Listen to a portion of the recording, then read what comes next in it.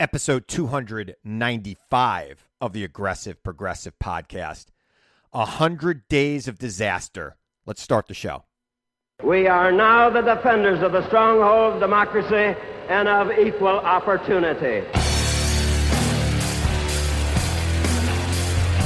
You and I, as citizens, have the obligation to shape the debates of our time, not only with the votes we cast, but with the voices we lift. The people are looking for honest answers, not easy answers. The very word secrecy is repugnant. Clear leadership. And we are, as a people, not false claims and evasiveness and politics as usual. opposed to secret society. But ours was a nation of the Secret ballot, oaths. not the bullet. And a secret proceedings. As a people, we cannot afford to let any group of citizens or any individual citizen live or labor under conditions which are injurious to the common welfare. Black, white, Latino, Asian, Native American, young, old, gay, straight, men, women, folks with disabilities, all pledging allegiance under the same proud flag to this big, bold country that we love. That's what I see. That's the America I know. Not because they are easy, but because they are hard. There is nothing wrong with America that cannot be cured by what is right with America.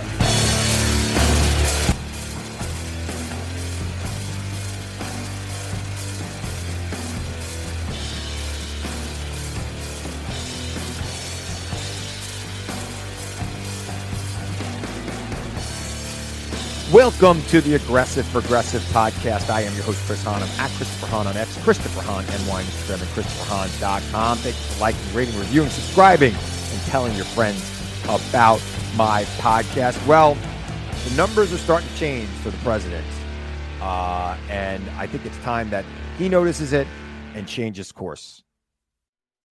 Trump's poll numbers are the lowest of any president at the 100-day mark of their presidency in like 80 years. I don't know where that brings him. Like Herbert Hoover. I don't know. I don't know. I'm not a math guy, as I've said here before, but it's a long time ago. I guess as long as they've been polling. I don't think they've polled the first 100 days for, Lincoln. He is low in every category. He is low and falling in every single category. Immigration, the economy, which, those are the two things that used to be his stalwart. Now it's like 59% of Americans disapprove of the way he's handling the economy. Not like, yeah, maybe he's good, maybe he's been. No, 59% disapprove. Like, that's some pathetic numbering right there for him. He's dropped on immigration because he's rounding up people without due process and sending them off. I don't think anybody would have a problem with him sending criminals, deporting criminals. Nobody would. Deporting people without due process to a gulag in El Salvador is a completely different story. Arresting judges. Now, I don't even know what this judge did. I don't even care. Unless she was out front with like an Uzi holding off ICE, which she clearly was not. You don't arrest a judge. Now, you might file a complaint against the judge if she was doing something that she shouldn't have been doing. You might speak to the chief judge of whatever district that she's in and have her admonished. But arresting a judge, putting them in handcuffs, go ahead, go out there and spin that all you want. I'm sure that there are going to be people on the right-wing networks, praising them for standing up to this judge who was clearly breaking the law when she opened the door to her courtroom so that an immigrant can leave through it. I mean, give me a break. You don't arrest judges unless the judge has committed some heinous crime and they arrested the judge to, try to scare other judges and to prove a point and to get their MAGA base happy about something because, they're getting ready for supply issues, right? You think these numbers are bad now? Wait till you go to the store looking for something and you can't get it. Right now, it's just a little bit more expensive, which is bad. He's out there pretending that inflation is down. It's not. You know this because you shop, right? So, don't take my word for it. Go buy something and tell me that inflation's down.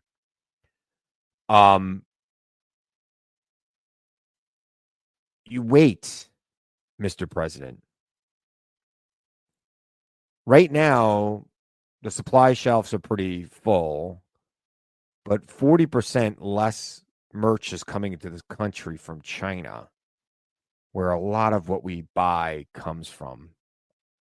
And it's down across the board from other countries in the world, too, because there still is tariff issues, right? He didn't remove all the tariffs. He just paused these, what he called reciprocal tariffs. The Liberation Day tariffs. He's put a 10% tariff on everything coming into this country the minute he came into office. You wait until, and I keep pointing this out, and I know if you've heard it before from me, you're going to hear it again. Wait till back to school shopping starts and you can't get like pens, pencils, notebooks, backpacks, lunch boxes, clothes, or you're going to be paying double for those items. Just wait. The American people will tolerate a lot. They will not tolerate scarcity. That is not something that this country has ever done well with. Just remember what happened during the pandemic when people thought there was going to be a paper towel shortage or a toilet paper shortage. I mean, it may be one of the reasons why the man lost his election, because there were shortages of certain goods during the pandemic. Scarcity is not something that this country tolerates. Scarcity is what Donald Trump's trade war with China is going to create in the United States of America imminently. It's got to end. Now, the good thing about bad poll numbers, and I do think Donald Trump, he pretends he doesn't care about them, but he does. The good things about bad poll numbers is they tend to change the behavior that created those bad poll numbers. Now, Donald Trump doesn't have to run for re-election, but Republicans in Congress, time's running out for you. Listen to this. Be right back.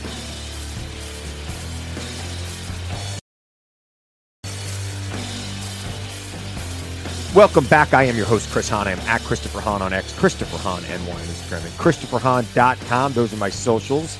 You can find me on News Nation, and of course, you can download the Aggressive Progressive Podcast wherever you get your podcast. We've had a bit of a rebirth the last couple of weeks. Numbers are way up, so make sure you are downloading the Aggressive Progressive Podcast on Apple Podcasts or wherever you get your podcast. My YouTube channel is still down.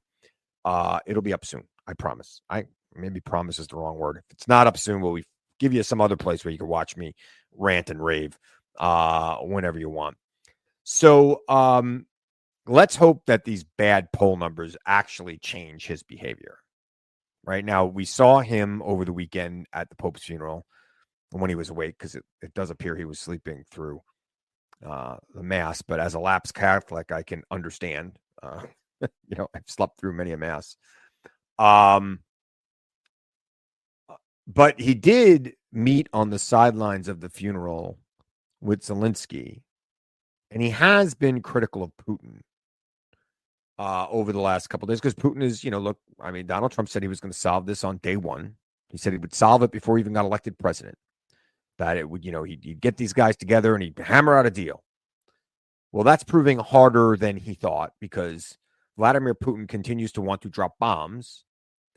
And Zelensky rightfully does not want to give up the territory that Putin seized illegally from him through force.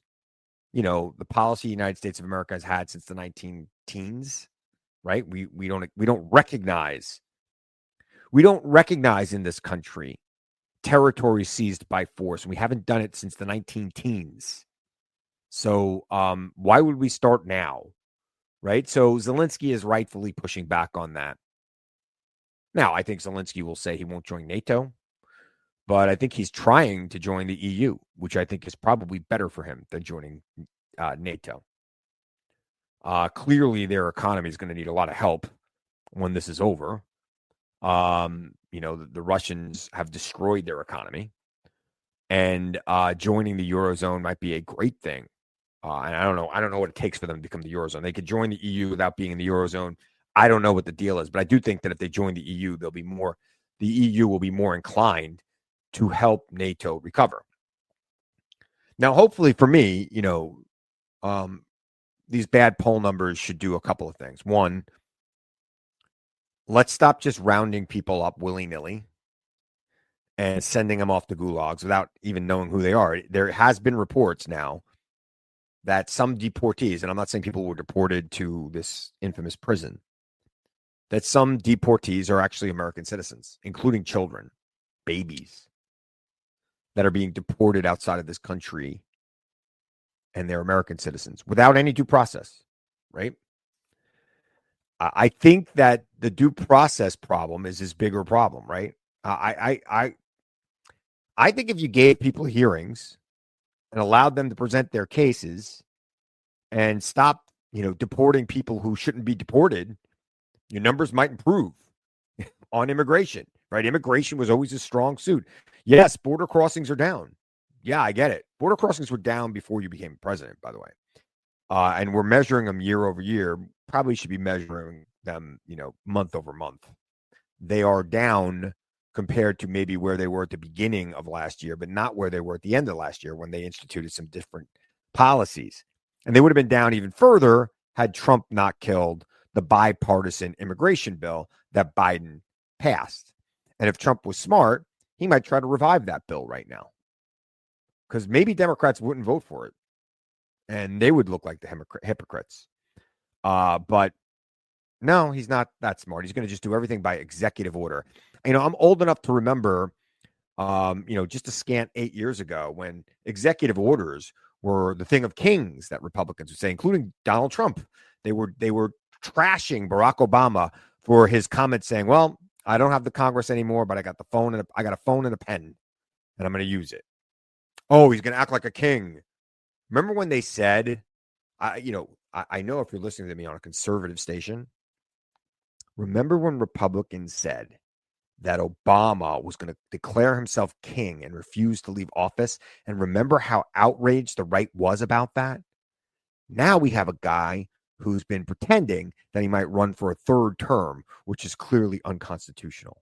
And he's got people running around saying there's a way for him to do it constitutionally. There isn't. There is no way that Donald Trump can run for a third term legally. Not one way, not one how. Not even the whole thing that he's going to be vice president.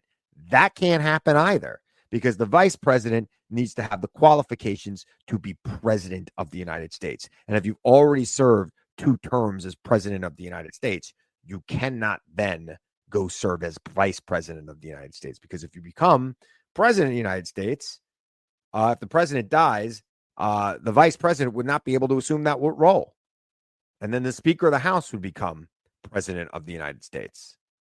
Just, for the record, there's no legal way for him to do that. But I do think it's kind of funny that the same people who are outraged at the idea that Obama signed, like 1/10 of the executive orders that Donald Trump has signed just in the last 100 days. He did 1/10 of that in his entire presidency. They were so outraged by those executive orders. It was their thing. I was on Fox News at the time, and they would run their mouths off about it. It was the worst thing that ever happened. Just, it was not even that long ago, 8 years ago.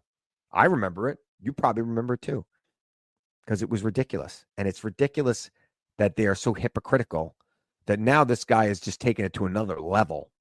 He's deporting people without due process. You don't think that's king-like behavior? Well, bad poll numbers might change it, especially when Republicans in the House and the Senate start feeling those numbers too, because they're going to feel it real soon. And they're going to have to stand for office even sooner. Listen to this. I'll be right back.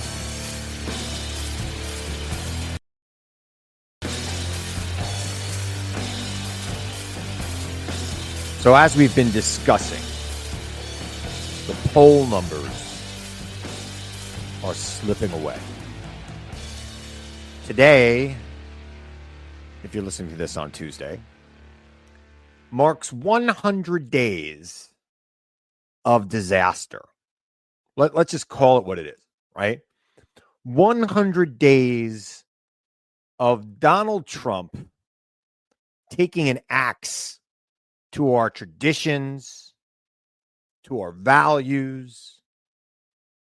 And what's worse for him is to our economy, right? Things like traditions and values, they mean different things to different people, right? And sometimes they seem highfalutin or idealistic or kind of hard to define. Prices of things, tariffs on goods, that is easy to define. People are blaming him for what he actually did. That is, one of the benefits of a republic. Maybe I have faith in this republic, right? I keep saying maybe there will be elections, maybe there won't, right? But seeing the people react and, looking around the country and noticing people showing up at town halls and at rallies, it buoys me, and it should buoy you too. Because the people have noticed, right? I mean, we always point out that, most Americans have a lot to do, and they don't have, endless amounts of time and energy for politics. I mean, I live and breathe and eat and sleep politics. And maybe if you're listening to me, you probably live, eat, breathe, sleep politics, right? It's something that you're interested in, right? That's why you're one of the subscribers to my podcast, or you watch a lot of cable news. But most Americans, they go to work. They have things to do with their families and their children.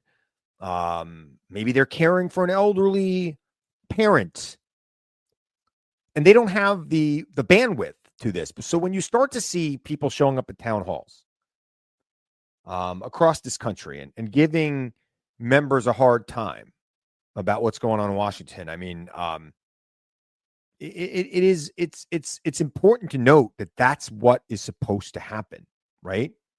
So when you see polls that have Donald Trump anywhere from 39 to 44% approval, and by the way, 44% approval is the lowest approval of any president at the 100-day mark since they started keeping score, right? Let's go back to Ike. It's the lowest approval since they started keeping score. It's lower than Trump was himself 8 years ago during his first 100 days in his first term. It becomes hard to operate, right? He was up on the Speaker of the House was at the White House yesterday talking with the president about the president's legislative agenda. And if that 39 number becomes the average, if the 39% that you saw in, I believe it was the Washington Post poll, if that becomes the average, CNN had them at 41, some others had them at 42, 44, but they were all like around between 39 and 44. So really like 41, 42 is where his average is right now. You put that below 40, don't expect Congress to be moving mountains for you anymore. Now, I get it. They feel they've got to do something now, right? Congress is going to have to do something. I don't want anybody out there to think for a minute that Congress won't do something with the president. They will. They're going to pass his tax cut. Maybe not as robust as he wants, but they're going to pass something because they have to do something now, because now their back's against the wall. Now, Democrats aren't doing great in these polls either, but if you look at the generic congressional ballot, Democrats have a 7-point advantage over Republicans in a generic congressional ballot, even as most Americans have a lower opinion of the Democratic Party as they do the president. And why do they have a lower opinion of the Democratic Party? I just don't think they understand what the Democratic Party stands for. And I think it's not their fault. It's the Democratic Party's fault because they haven't communicated clearly. And as I have been saying time and time again, and I will continue to say it until they start doing it, the Democrats need to focus on core values, broad messaging around a small set of core values. Democrats get way too into the weeds, and it allows Republicans to define them on secondary issues that are not the major platforms of the party. Pick 3 or 4, or maybe 5 core values. Talk about them over and over again. Listen to this. I'll be right back.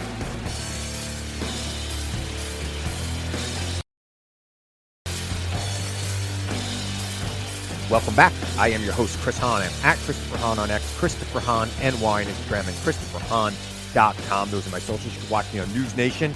I'm on there all the time, so check me out there wherever you watch television. And, of course, download. If you're not already listening to the Aggressive Progressive Podcast, you might be listening to it right now. If you are listening to it right now, please tell your friends about this podcast. If you're not listening to it right now, download it wherever you get your podcasts. So, talking about the president's, 100 days of really just chaos, 100 days of carnage, 100 days of just, it's just been a 100-day train wreck, right? We've been watching it before our eyes. We talk about what he's done to the economy. And again, it's what he has done to the economy. This is not like the president being overcome by events, right? When Joe Biden took his turn, his poll numbers took a turn for the worse in August of his first year in the White House. It was because he responded poorly to the withdrawal in Afghanistan. He didn't handle it right? And it appeared that there was chaos and that the president wasn't doing anything to resolve the chaos. There were chaotic scenes coming out of it. He had to withdraw from Afghanistan, and he handled it wrong. What's going on right now is we had a booming economy when Donald Trump took office. Were prices too high on certain things? Absolutely. But the economy in and of itself was sound, and he took an axe to it, and he made mistakes, and he is now paying for those mistakes. The question I have, and the question I'm sure you have, and I've been asking it over and over and over again, and I'll keep asking it, does he learn from these mistakes? Does he move on to something else? Does he figure it out in time for the midterm elections? Now, I would argue that the economy part of it's going to be very hard for him to figure out before the midterm elections, unless he does something about it right now. Like he needs a détente with China, I would say sometime in the next 30 days, let's say by Memorial Day. Because if he doesn't, you're going to start seeing scarcity in the stores. And that's not going to be good for his numbers. It's not going to be good for Republicans seeking reelection. And look, the canary in the coal mine for Republicans will be the elections that occur this year. Number one canary in the coal mine will be the Virginia gubernatorial race, right? It was the canary in the coal mine for Democrats. They got their act together for the midterms after that. But they were fortunate that they had an issue to rally around when Joe Biden was running in those midterm elections. Now, the canary in the coal mine will be Virginia, but you'll also see it in local elections as well. The question is, does he pivot, right? We're starting to see him pivot on Russia, right? That might be the easiest place for him to pivot because, first of all, the American people are very clear about what they want to see happen between Russia and Ukraine. They want to see peace. They want to see Russia withdraw from Ukraine, give the territory back, and maybe even pay reparations to Ukraine for the damage that they've done. That's what the American people want to see. We also want to see Ukraine welcomed into the Western world so that this does not happen again. Now, Donald Trump has been, I would say, tilting at windmills, thinking that he has some sort of, bromance with Vladimir Putin, which clearly right now appears to be at an end, right? Donald Trump has actually, tweeted out things saying, why is Putin doing this? Blah, blah, blah, blah, blah. But the question is, will he actually do the right thing and pivot and help the Ukrainians? Now, I am not, saying he will. I'm not bullish on that at all, frankly. I think that Donald Trump has a soft spot for Putin and for some reason thinks that he needs to cozy up to him, even though, all Russia really is, it's a gas station with nuclear weapons. I mean, their economy is minuscule. It's nothing compared to the United States. It's nothing compared to Europe.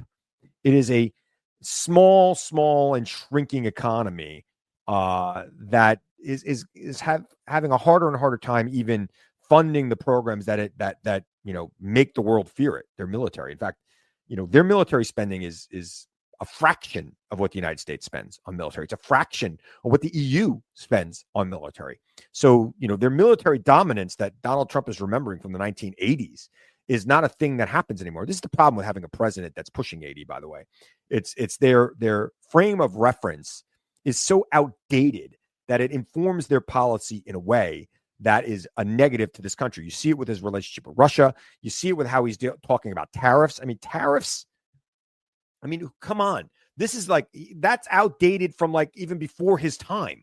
I don't even know where he gets this from. Ronald Reagan opposed tariffs, right? The quote making its rounds right now, which I love, is, we're all in this together. The economy is one big boat. And just because one person shoots a hole in the boat doesn't mean somebody should shoot another hole in the boat. So yeah, are there some things that need to be worked out with our trading partners? Of course there are. Does that mean that we have to shoot a hole in the boat? And what Donald Trump did was shoot 150 holes in the boat.